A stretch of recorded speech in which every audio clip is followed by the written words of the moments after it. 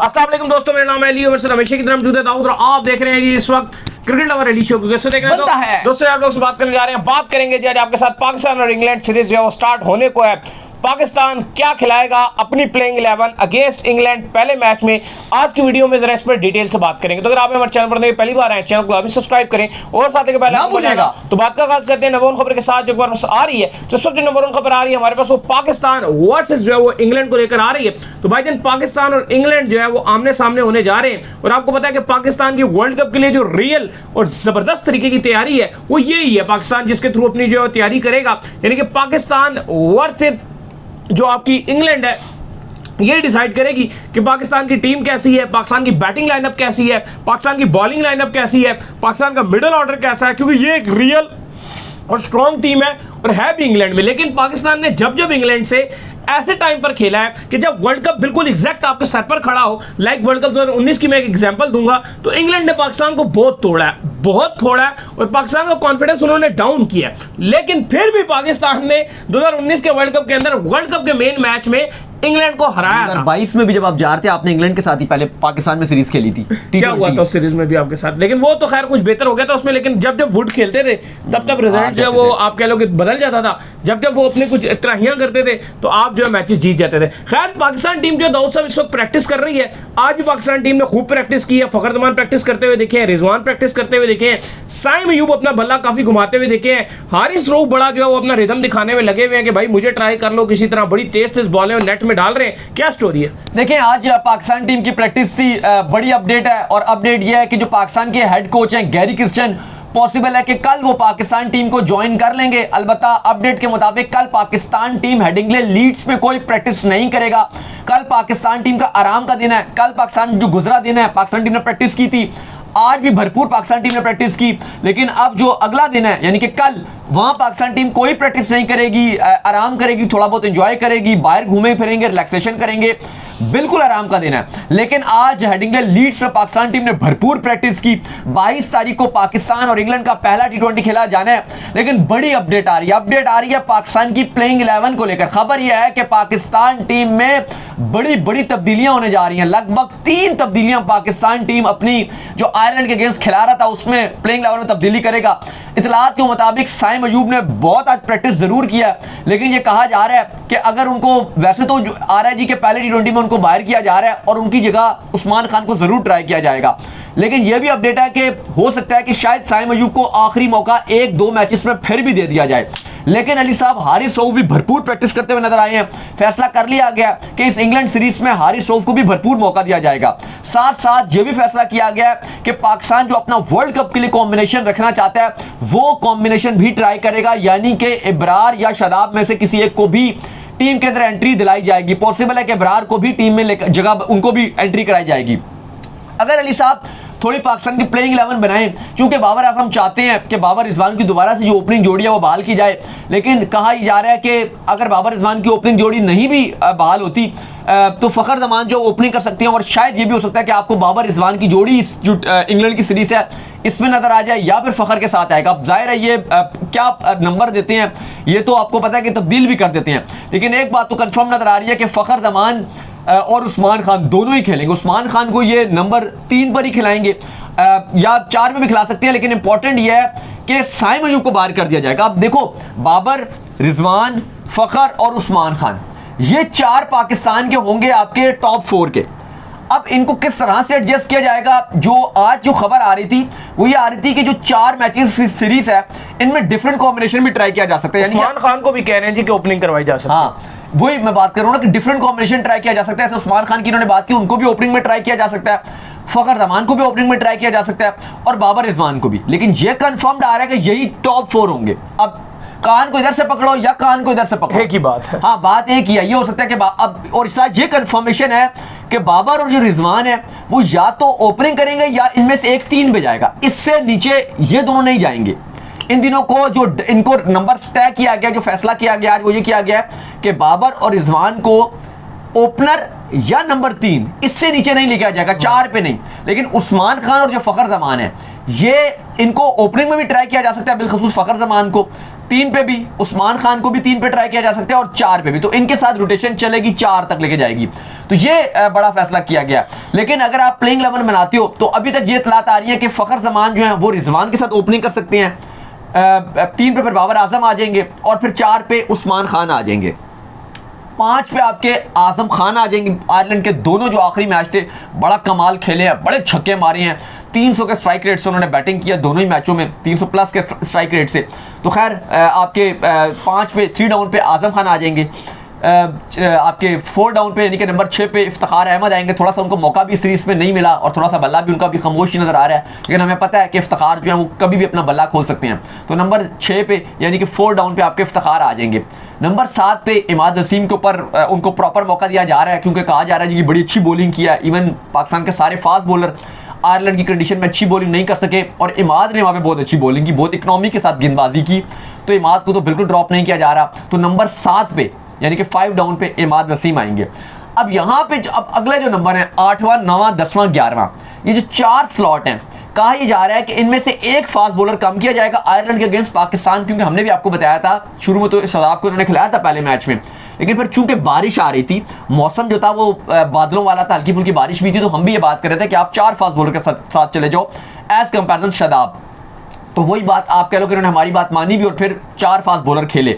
वो अलग बात थी कि हसन को खिला के तो उन्होंने बिल्कुल उलट पुलट काम कर दिया था, लेकिन अब ये डिसाइड किया जा रहा है कि इंग्लैंड के अगेंस्ट जो खेल रहे हैं 3 फास्ट बॉलर खिलाएंगे और 1 स्पिनर खिलाएंगे। अब 3 फास्ट बॉलर कौन होंगे उस पर तो चलो आगे जाके बात करते हैं, वो तो आपके स्टेट चलो आते हैं अभी उसके ऊपर। लेकिन अब अली जो इंपॉर्टेंट चीज है वो ये है कि जो स्पिनर ये खिलाएंगे वो किसको खिलाएंगे, शादाब है और इब्रार है। देखो आपको स्ट्रेट फॉरवर्ड जो है मुझे लगता है कि इब्रार के साथ आपको जाना चाहिए, क्योंकि शदाब इंग्लैंड की कंडीशन में बिल्कुल भी यूजफुल साबित नहीं होने वाले, वो बहुत मार खाएंगे इंग्लैंड की कंडीशन में। इवन उनकी जब फॉर्म गिरी थी, उन्होंने वहां पर जाकर 100 लीग जब खेलना स्टार्ट की थी उसमें भी उनको बहुत कुट पड़ी थी। इवन एक टाइम पर उनको 100 लीग में टीम से ड्रॉप कर दिया गया था शदाब खान को। तो कहने का मकसद ये है कि आप इब्रार को खिलाएं, वो प्रॉपर मिस्ट्री स्पिनर है और इब्रार ने इनको ऑलरेडी टेस्ट मैच में यहाँ बड़ा तंग किया हुआ है। इब्रार का हल्का फुल्का जो है इनके ऊपर हवा भी रहता है, और फिर साथ जो है वो अब इमाद वसीम का जो है निभाएं। इमाद वसीम आपको याद होगा कि इंग्लैंड कभी कभार जब सीरीज हुआ करती थी, सरफराज अक्सर जो है वो इमाद वसीम को इस तरह से यूटिलाइज किया करते थे कि वो उनको ओपनिंग के ओवर करवाया करते थे, शुरू के ओवर। इंग्लैंड हमेशा, इंग्लैंड की तारीख है, चाहे आप इंग्लैंड की कोई भी टीम उठा के देख लें, इंग्लैंड अगर अच्छा स्पिनर आएगा तो इंग्लैंड हमेशा फंसता है। आप इंडिया से उठाकर देख लें कि जब भी इंग्लैंड टूर करता है इंडिया का, तो इंडिया क्या करता है इंग्लैंड से जीतने के लिए, वो सिंपल ये करता है कि वो स्पिन ट्रैक बनाता है और अपने प्रॉपर स्पिनर खिला लेता है। 3-3 फास्ट बॉलर को तो 1-2 भी रखता है, तो 3-3 4-4 स्पिनर खिलाता है। बॉल इतनी शानदार जो विकेट के ऊपर फिरती है कि इनके जो बैट्समैन है वो फिर जाते हैं, क्योंकि इनके बैट्समैन ज्यादातर हिटे मारते हैं। लेकिन इंग्लैंड में कोई इतनी स्पिन विकेट्स होनी ये तो फिर अब क्वालिटी है ना आपके बॉलर की। लेकिन राशिद खान है उनके, वो सॉरी वो है आदिल राशिद है, वो वहां पे विकेट लेते हैं, प्रॉपर रिस्क मोइन अली है वो वहां पे विकेट लेते हैं। अब इब्रार भी तो मिस्ट्री स्पिनर है आपका। नहीं वो ठीक है, लेकिन आदिल राशिद वसीम भी अच्छा स्पिनर है। नहीं आदिल राशिद अब तो वो प्रॉपर स्पिन करते हैं, जैसे कुलदीप आपको पता है कि वो प्रॉपर चाइना मैन है, लेकिन आदिल राशिद प्रॉपर वो गेंद को आपके पास स्पिनर होना ये तो गलत है। चलो इब्रार उस लेवल के हैं, मिस्ट्री स्पिनर है ना आपके पास, इब्रार उस लेवल के हैं, लेकिन जाहिर है वो इंग्लैंड में खेले हुए नहीं है, इंग्लैंड की कंडीशन बड़ी डिफरेंट है उनके लिए, तो उनको एडजस्ट होना पड़ेगा। तो खैर ठीक है, इब्रार मेरी भी चॉइस, फर्स्ट चॉइस इब्रार होगी। लेकिन जो टीम मैनेजमेंट है, मैंने इसलिए जो आज की जो अपडेट थी प्रैक्टिस में ये वहां से अपडेट ही आई है, लीड से आई है, अब वो ये भी देख रहे हैं, वो ये कह रहे हैं कि आप जो शदाब है वो कहते हैं जो एक्स्ट्रा बैटिंग ऑप्शन भी देता है, क्योंकि अगर शदाब को ड्रॉप करके इब्रार को रखते हैं तो बॉलिंग में तो आपको प्रॉफिट हो रहा है, ज़्यादा फायदा है, क्योंकि इब्रार एक ज़्यादा क्वालिटी बॉलर है, सबको ये बात पता है, कोई ढकी छुपी बात नहीं है। लेकिन फिर बात ये कही जाती है कि आपका जो बैटिंग डिपार्टमेंट है वो कमज़ोर हो जाएगा, क्योंकि आप फिर 7 आपके पास खाली बैटर्स होंगे, वो भी आपके एक इमाद वसीम ऑलराउंडर हैं, चाचा की फॉर्म नहीं लगी हुई, नॉर्मल ही है, तो उस लिहाज से आपको थोड़ी सी, आप अगर ऊपर से अगर आप ढीला खेलते हो, बाबर है, रिजवान है, अगर वहां से ढीला हो जाते हैं तो अगर आप थोड़ा तेज करते हो तो आपकी विकेटें भी गिरेंगे, थोड़ी सी आपकी जो बैटिंग की टेल है वो कमजोर हो जाएगी, क्योंकि आखिरी फिर आपके 4 जगहों पे और बॉलर आ जाएंगे। ठीक है, शाहीन छक्के चुके मार लेते हैं, आप उनको ऑलराउंडर के तौर पर यूज़ भी करते हो, लेकिन फिर भी आपके जो अगर आप 4 फास्ट बॉलर के साथ जाते हो तो कहीं या चलो आप 3 फास्ट बॉलर के साथ जाते हो और एक इब्रार के साथ जाते हो, तो फिर आपकी कहीं ना कहीं जो बैटिंग है वो आपकी कमजोर हो जाएगी। लेकिन मेरा ख्याल से आपको अटैकिंग ऑप्शन से जाना चाहिए। अगर आपके 7 बैट्समैनों ने कुछ नहीं किया ना, तो फिर 8वें ने भी कुछ नहीं करना, शदाब ने भी कुछ नहीं करना। लेकिन अगर मसला ये, अगर आपका एक शदाब ने पिट गया ना, तो अगर वो शदाब 4 और 50 खा गया ना, 50 भी नहीं खाएगा, 50 नहीं वो 70 खाएगा, 70 खाएगा वो, 70 से 65 इंग्लैंड में खाएगा। तो देखो शदाब का एक सेकंड इसी पॉइंट को आगे बढ़ाऊंगा, अगर वो 70 खाता है या चलो 65 खाता है, तो आपको कोई ऐसा बैटर है कितनी बॉलों पे खाएगा 70? 24 बॉलों पे। तो आपका कोई ऐसा बैटर है जो 24 बॉलों पे 70 बना देगा ना? नहीं मारेगा। अच्छा, अगर आपको कोई बैटर नहीं है 24 पे 70 तो फायदा नहीं है। शदाब से ना यहाँ पिंडी में मुलाकात हुई, बड़ी अच्छी मुलाकात हुई। बड़े आप कह लो कि जब आप कभी आप उनसे मिलेंगे, हमेशा हम इंसानों की तारीफें भी करते हैं, क्योंकि जब हम मिलते हैं तो जाहिर बात है पता चलता है बड़ी नाइस पर्सनैलिटी, आपसे बड़े अच्छे से मिलेंगे, बड़ा जबरदस्त आपसे जो बातचीत करेंगे, बंदा ग्रेट है सर। मतलब शदाब, उनसे कोई हमारी वैसे नहीं नाराजगी शराजगी नहीं है, आप उनके साथ खड़े होंगे बड़ी अच्छी गप लगाएंगे वो आपके साथ। लेकिन उनको उस टाइम भी हमने कहा कि यार आप अपनी बॉलिंग पे नहीं काम कर रहे, मेन चीज बॉलिंग पे। लेकिन हमने ये देखा कि शदाब किसी ना किसी तरीके से बैटिंग से टीम में जगह बनाने पे जोर उन्होंने लगाया हुआ है। बैटिंग आपका सेकंड ऑप्शन होना चाहिए, पहला ऑप्शन आपका बॉलिंग होना चाहिए। वो जब उनसे प्रेस कॉन्फ्रेंस में सवाल ये पूछा जाता है, वो उसमें भी गुस्सा थोड़ा कर जाते हैं कि यार मतलब मैंने बैटिंग की है, मैंने इंपैक्ट डाल दिया, मैंने बैटिंग की। लेकिन मेन आपका टीम में रोल क्या है? अब आपका मेन रोल है बॉलिंग करना। अब बैटिंग की जगह आपको मतलब आप इफ्तिखार को निकाल के तो आपको नहीं खिला सकते ना, एक बात है ना। अब इफ्तिखार है, अब आपने इफ्तिखार एग्जांपल दिया, इफ्तिखार ने भी ना बॉलिंग के साथ 4-4 5-5 भी आउट किए हुए, 3-3 भी आउट किए हैं। जो अब आखिरी मैच शाइन की कप्तानी में एक मैच जीते थे ना न्यूजीलैंड में, न्यूजीलैंड की जो टफ टीम थी न्यूजीलैंड, 4 आप हार गए थे। यही बात, जो आखिरी मैच जीते थे ना, वो इफ्तिखार की बॉलिंग ने इंपैक्ट डाला था। किसने डाला था इंपैक्ट? इफ्तिखार की बॉलिंग से। लेकिन आज कोई बात करता है? नहीं करता। ओवर करवाए जाते हैं इफ्तिखार से? नहीं करवाए, ओवर भी नहीं करवाते। लेकिन बात होती है इफ्तिखार की तो बैटिंग की, क्योंकि इफ्तिखार बैटिंग ऑलराउंडर है। बॉलिंग कर लें तो ठीक है ना, बॉलिंग में अगर इफ्तिखार मार भी खा लें कोई कुछ नहीं कहेगा, लेकिन अगर बैटिंग में वो आउट होंगे तो उंगलियां उठेंगी। यही शदाब के पास भी है। शदाब का काम ऐसे बॉलिंग ऑलराउंडर है। अगर शदाब विकेट नहीं लेके देंगे, वो बैटिंग में रन भी बनाएंगे, बात वो नहीं बन पाएगी जब तक शदाब अपनी जगह बॉलिंग से नहीं बनाएंगे। क्योंकि उनकी बात यह कि उन्होंने स्क्वाड में जगह क्यों बनाई है? क्या शदाब ने ऐसा बैटर बनाई है? नहीं, उन्होंने स्पिनर बनाई है। आपने स्क्वाड में 2 स्पिनर रखे हैं, एक इमाद है, एक इब्रार, और तीसरा शदाब है।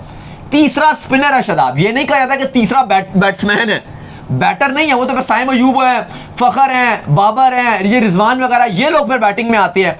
ये नहीं कहा गया आपके इनको कि भाई आप जो है वो शदाब को कहा नहीं गया कि भैया आप बैटर हैं, कि आप बैटिंग बहुत अच्छी करें, उनको इसलिए टीम में रखा, आप बॉलर हैं। अब आमिर बैटिंग से मैच, अब चैंपियंस ट्रॉफी में सरफराज के साथ जो पार्टनरशिप बनाई थी वो आपके मोहम्मद आमिर ने बनाई थी, लेकिन उनको कभी भी याद नहीं रखा जाता। उनको याद रखा जाता है कि भाई मुझे श्रीलंका वाला मैच था, मैं उसकी बात करूं, आमिर ने बड़ी अच्छी बैटिंग की थी, लेकिन उनको याद रखा जाता है कि भाई जो आपने इंडिया के अगेंस्ट बॉलिंग की थी वो बात है, मेन रोल उनका वो है।